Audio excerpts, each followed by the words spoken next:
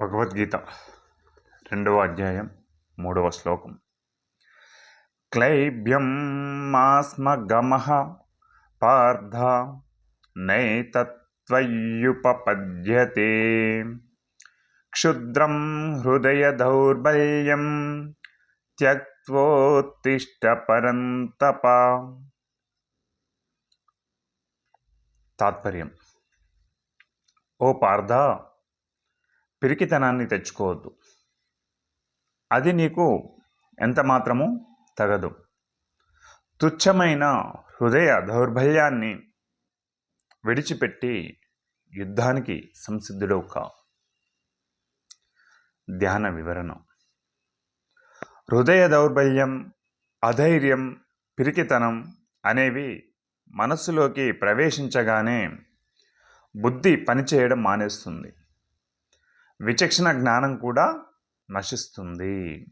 అంటే హృదయ దౌర్బల్యం, అధైర్యం, పిరికితనం ఇవన్నీ కూడా ఎప్పుడైతే నీ మనసులోకి ప్రవేశిస్తాయో అప్పుడు మన ఆలోచన విధానం ఇవన్నీ కూడా ఆగిపోతాయి, బుద్ధి పనిచేయదు. అప్పుడు విచక్షణ జ్ఞానం కూడా నశించిపోతుంది అని చెప్తున్నాడు. కనుకనే తనకు సాటి ఎవరు లేని మేటి వీరుడు, మరి శత్రువులను తప్పింపచేసినవాడు అయిన అర్జునుడు కూడా తనలోని అంత శత్రువులైన హృదయ దౌర్బల్యానికి, పిరికితనానికి లోనై యుద్ధము చేయకూడదు అన్న తగని నిర్ణయానికి వచ్చాడు. ఒకానొక బుద్ధిశాలి ఎప్పుడూ వర్తమాన పరిస్థితుల వైపు కాక అంతిమ లక్ష్యం వైపు దృష్టి పెట్టాలి. విఘ్నతయే ధర్మయుద్ధానికి మూలం, ధర్మయుద్ధమే అంతిమ విజయానికి మార్గం. ధర్మ యుద్ధమే అంతిమ విజయానికి కూడా మార్గం అని చెప్తున్నారు ఇక్కడ. జీవన సమరంలో వెనకడుగు వేసే ప్రతి సందర్భంలోనూ మన అడుగులు ముందుకు వేస్తూ ఉంటే గమ్యం చేరువ అవుతూ ఉంటుంది. మన యొక్క జీవన సమరంలో ఎప్పుడైనా వెనకడుగు వేయాల్సిన పరిస్థితి వచ్చినప్పుడు కూడా, అలాంటి సమయంలో కూడా, ప్రతి సందర్భంలో కూడా మన అడుగు ఎప్పుడు కూడా ముందుకే వేస్తూ ఉండాలి.